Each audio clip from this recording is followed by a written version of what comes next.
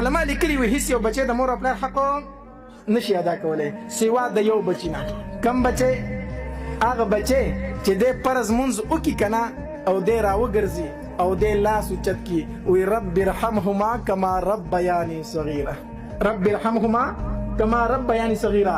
دا وظیفه چې کم بچی د هر فرض مانځه نه وروسته 3 پیرې کوي ګویا چې دی بچي د مور او پلار حق ادا کو.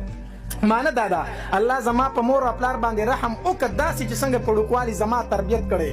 الله زما په مور او پلار داسې خفه شه څنګه چې په وړوکوالي په ما باندې خفه شوي دي. د هر فرض مانځه نه وروسته دا وظیفه کوئ. کومه وظیفه؟ رب ارحمهما کما ربیاني صغیره. دا وظیفه به کله کوي؟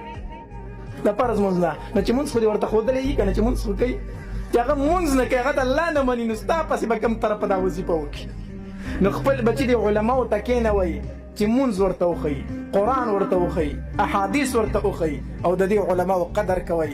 الله تبارک وتعالی د عمل کولو توفیق را نصیب کړي.